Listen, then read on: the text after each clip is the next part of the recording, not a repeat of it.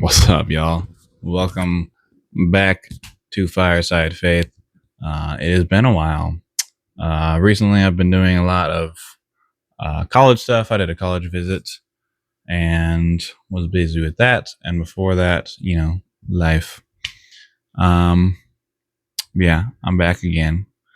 Today is not a verse of the day video. I know. Wow, what a surprise. And today I'm actually going to be talking about see you at the pole.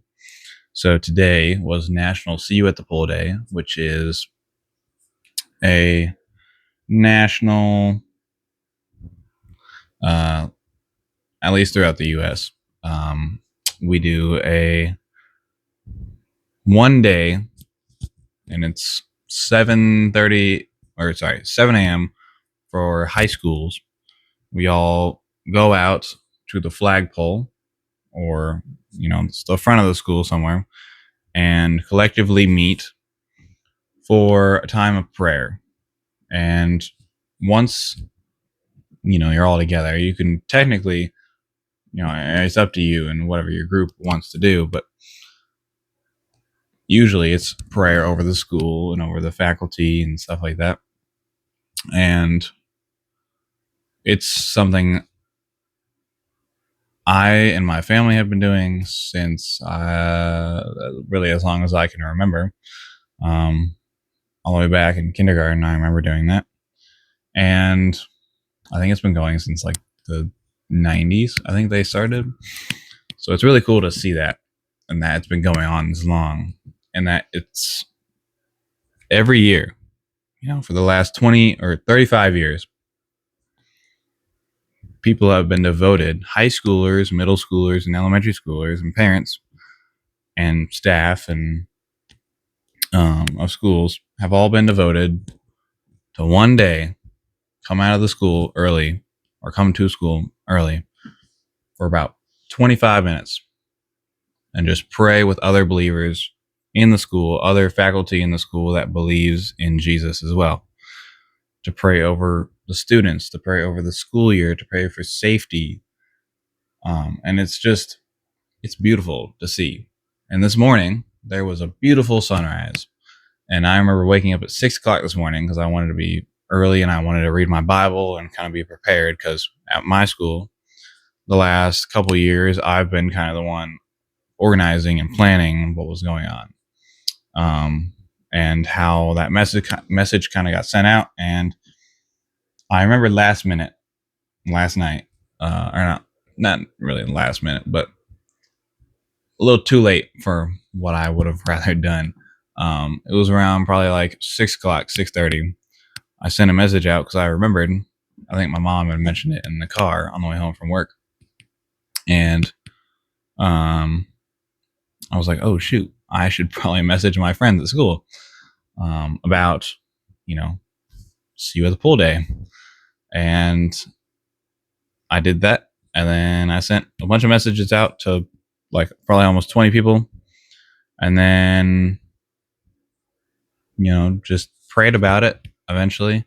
When I was taking a shower, that's where I do most of my praying, is in the shower. Quiet space by myself. And then, praying about it and just letting the Lord do His work. So I sent out the invite, and after that, let the Lord speak to those people, and do the work in their hearts that I can't do. So today, wake up at 6 o'clock, and eventually go to the school. And I didn't have a first period today, so I had to go to school, go home, come back to school. So I came to school for the first time, and there was already 3 people out there, which I was very surprised about, because I was like, oh, there's already 3 people, and 3 of my friends that were already out there before I was. And last year was a very hard year, or even like the year before that, because I think my sophomore year, which was 2 years ago, there was no one that showed up other than two other teachers and and one of my friends that I invited like last minute again. Um, and that was kind of discouraging to me because I invited a bunch of people, no one came, and what I had been used to was that a bunch of people came to see you at the poll. And then that year, barely anyone came to see you at the poll, which was perfectly fine because the Lord used us four to pray for the school and to be that light in the school, even if it was just the four of us. And then the next year, I invited a couple more people, and it was mostly seniors last year that had come and did it. And it was a rainy day, and we took a picture um, after we had done the prayer, and the same teachers and a different group of kids. So each year we've done See the Pool at my high school. There's been a different group of kids, and this year, once again, a new group of people, new group of staff.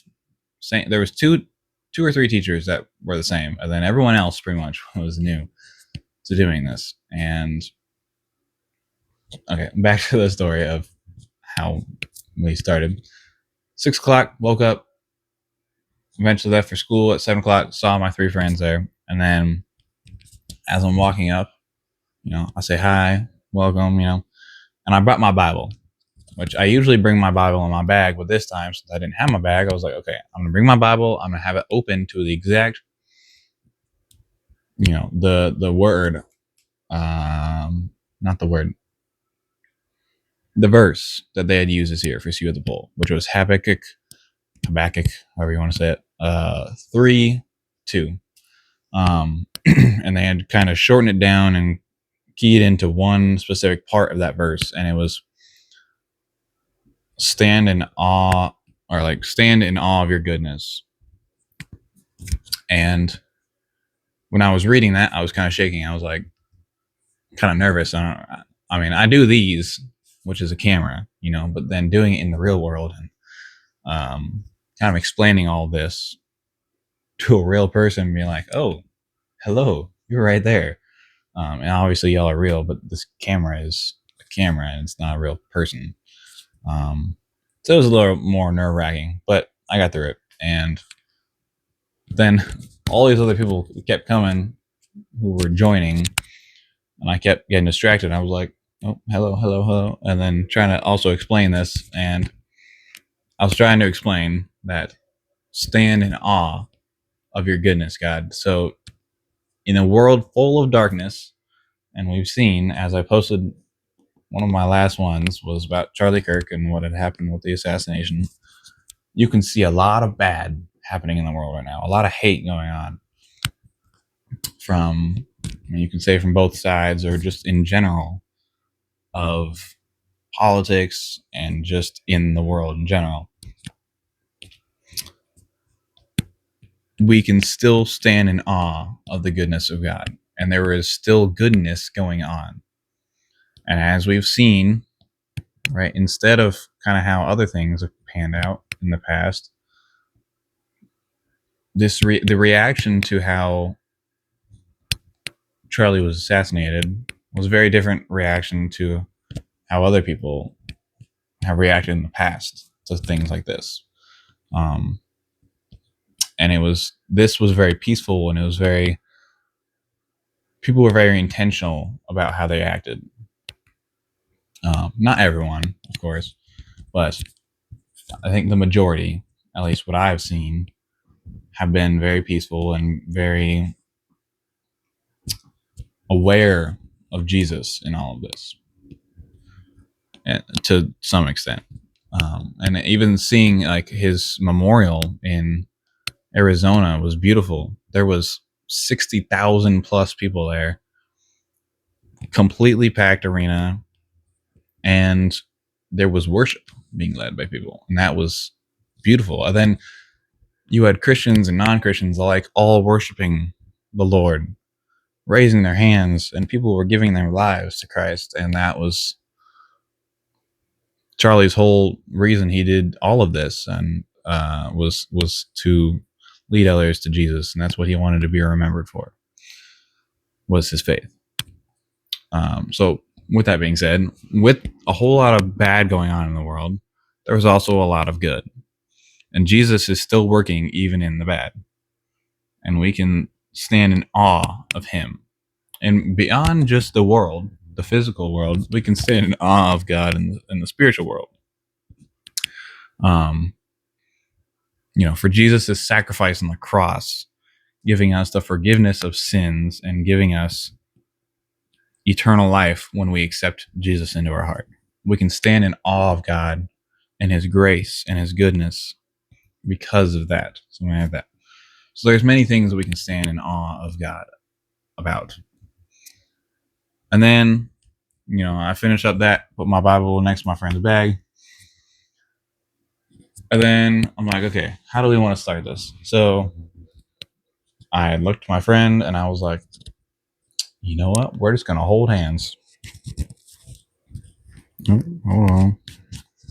We're just going to hold hands and, hold hands in a circle.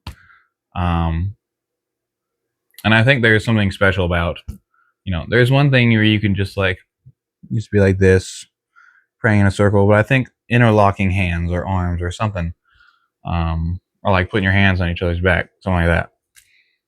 There's something more physical about it, and it's a special moment, because you're physically being connected to others. All right.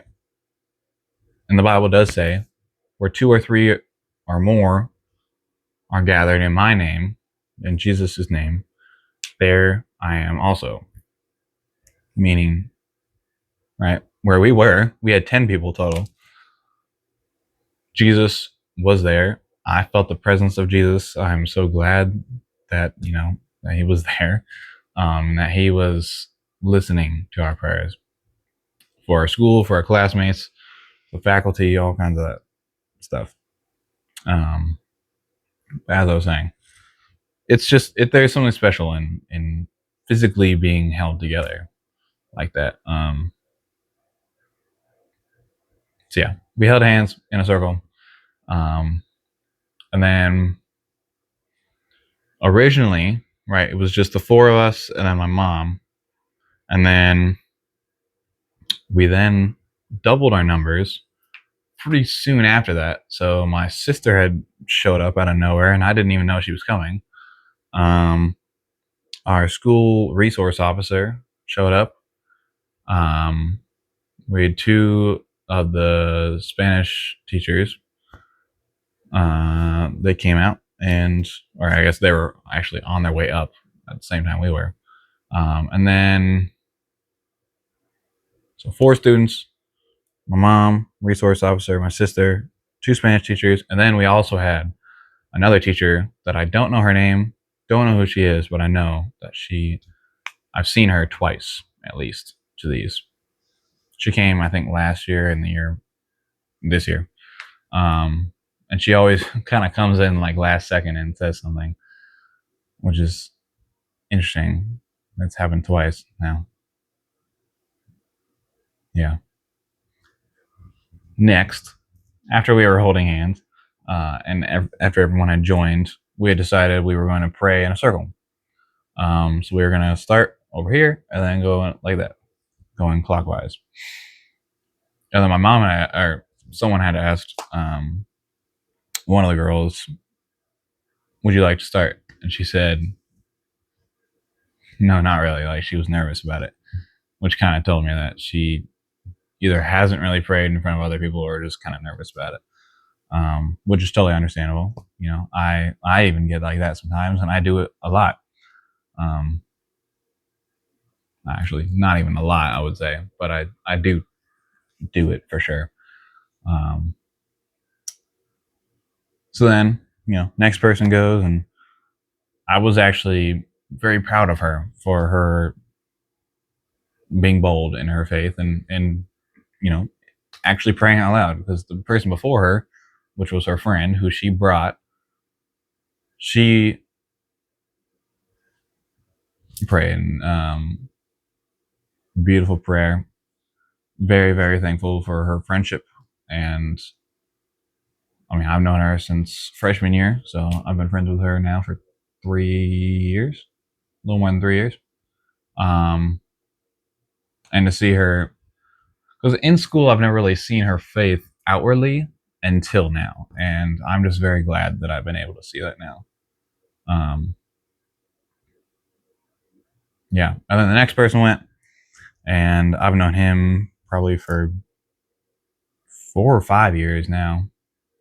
I met him at youth group, and I think he was in seventh or eighth grade when I had met him, because I was talking to him about marching band and joining, which is funny because I talked to him about joining marching band. He joined marching band. Then I did marching band his freshman year. Then I stopped doing marching band.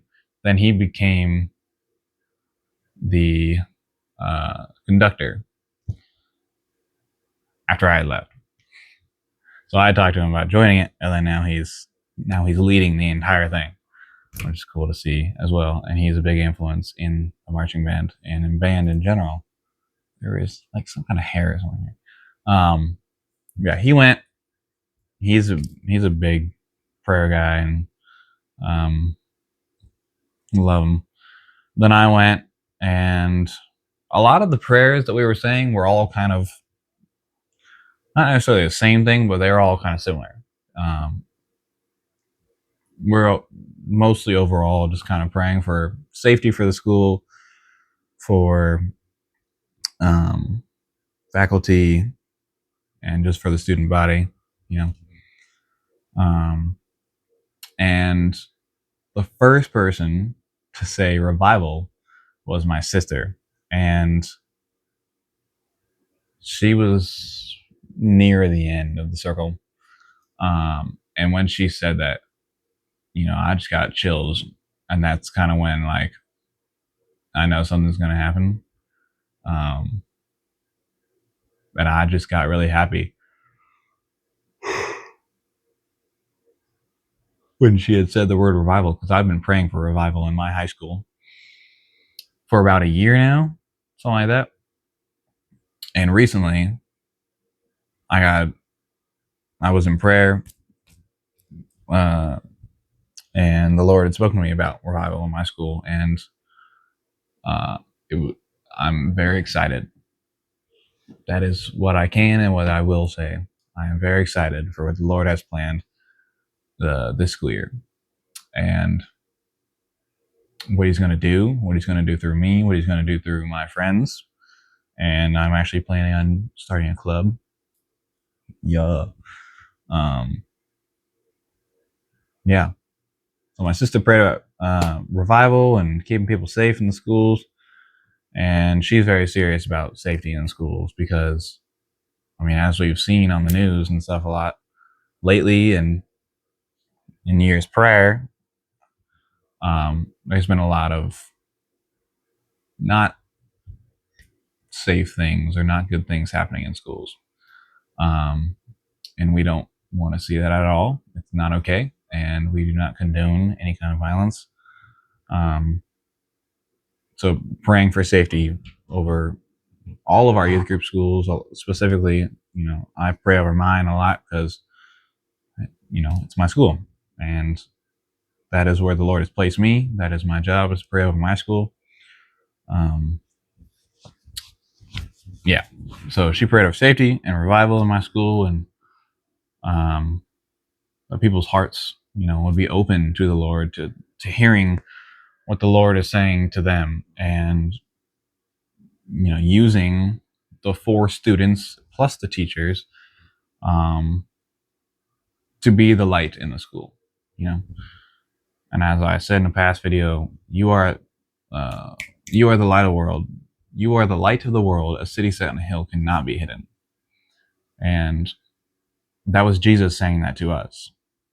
So it is our job to be that light in a dark place, which is, for my school, it is. I mean, I wouldn't say it's the darkest place, but it is a dark place that definitely needs the light of Jesus. And it is our job to be that light. And then the resource officer had prayed, and Oh my gosh, I love this lady now.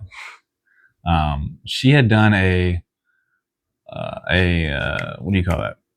Like a little presentation thing about fentanyl, um, and all the bad stuff about it, and how it's very dangerous. Don't do drugs. Yeah. Uh, then during that, and how seeing how she really cared for the kids and the high schoolers, and seeing what she's been through, there is no way that she is as strong as she is without Jesus. And seeing her come out there today, I was like, oh, I've seen you before. I feel like I know that there was something in you that was different. By seeing by how she cares for us, for faculty, for a lot of different people, um, and she just went off in prayer, and it was amazing.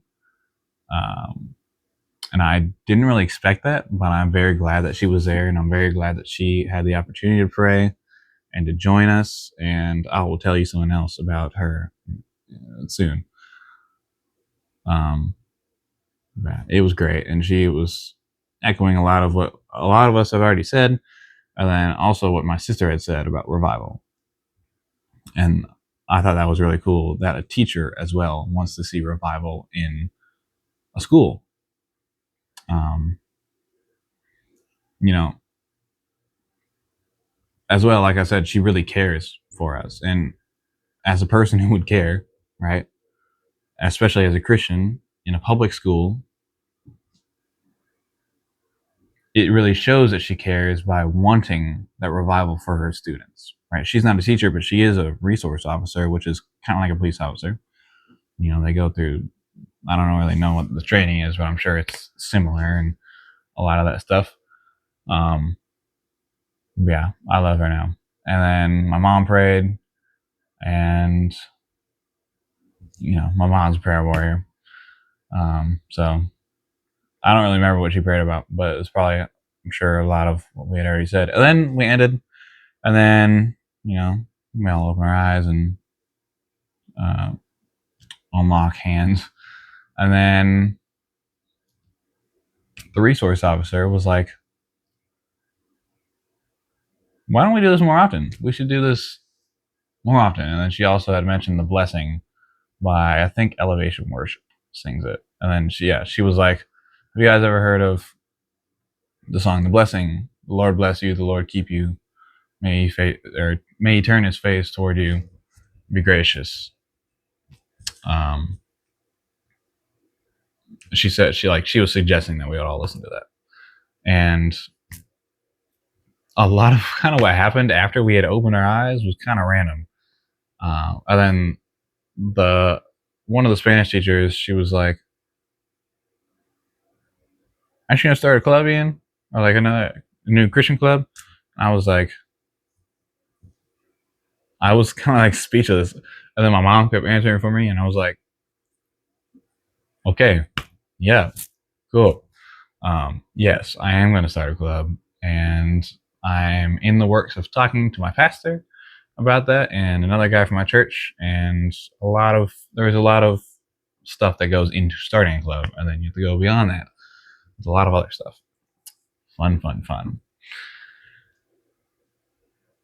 Yeah. Um, and then I thanked my friends. Thanks for coming out. Because I honestly didn't really know who I expected to be there. Because I invited a lot of people, and a couple of people said they were able to come. Some people couldn't come. They didn't have a first period, or you know conflicts of such. And I just thought, or I guess I didn't think. I didn't really know who was going to show up. I also had messaged some other people who never even got back to me, but it's okay. And then another story. Hold on, I keep checking the time over here. I don't know how long this video is, so if it's really long, I'm sorry. But this is my spill. Um, I was in the hallway during choir class because we have our choir room, and then I had to go to the bathroom. So I was in the hallway walking to the bathroom, and then I see one of my old teachers, and they had asked, you know, what were y'all praying about this morning? And I was like, in my head, I was thinking, I didn't even see you. I don't know how you saw that. Uh, but then I answered, I was like, just praying over school, students, stuff. She was like, oh, cool, cool, cool. Uh, and then she had seemed very interested in the fact that we had done it, and she was like, and she had asked, um, how often do y'all do that? Like, do you do it like once a month, or like is that daily that y'all do that, or whatever it is?